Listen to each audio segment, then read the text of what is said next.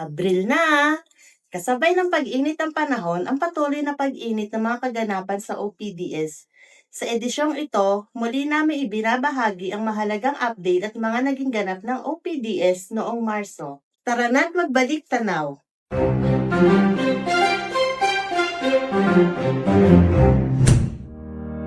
Interagency Committee ICE strengthened data sharing coordination with DILG-OPDS using LRNDP and LRBI for transport planning and policy making.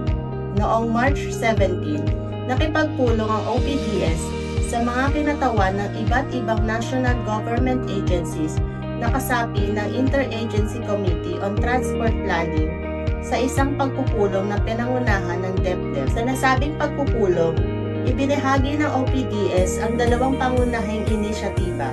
Una, ang Local Road Network Development Plan na tumutulong sa mga LGU na suriin ang kanilang road networks at tukuyin ang mga prioridad na proyektong pangkalsada na nakaangkla sa umiiral na land use plans. Ikalawa, ang Local Road and Bridges Inventory, isang database ng mga lokal na kalsada at tulay na maaaring gamitin sa evidence-based transport and infrastructure planning. Layunin ng pagpupulong na palakasin ang koordinasyon ng mga ahensya sa transport planning at policy making. Binuksan din ito ang mga oportunidad upang magamit ang datos ng OPDS sa iba pang programa ng pamahalaan. OPDS gathers PDMUs to build skills, bridge partnership for better local infra-service through Learn and Link series. Nagsagawa ang OPDS ng unang Learn and Link series noong March 6 na dinaluhan ng 309 na kalahok mula sa mga regional at provincial project development and management units. Tampok sa aktibidad ang segment na Getting to Know the OPDS, kung saan ipinakilala ang iba't ibang division at sektor ng opisina pati na ang kanilang mga tungkulin sa pagsuporta ng mga LGU sa pagpapatupad ng mga local infrastructure projects. Layunin ng Learn and Link na palakasin ang kolaborasyon ng OPDS at ng mga regional at field offices upang higit pang mapahusay ang pamamahala ng mga local infrastructure. DILG-OPDS goes to Cagayan Valley to document impact of local government support fund.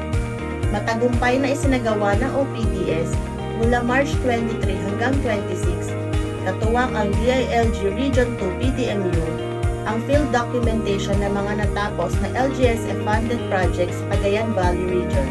Kabilang sa mga naidokumento ang solar street lights at panels sa Saguday, Quirino, Level 3 water supply sa Malig, Isabela, Farm to Market Road sa Al-Lacapan, Cagayan, at Barangay Health Station sa Santa Teresita, Cagayan.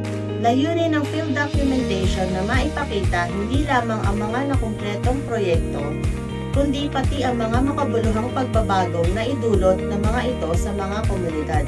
DILG-OPDS joins the celebration of National Women's Month and World Water Day 2026.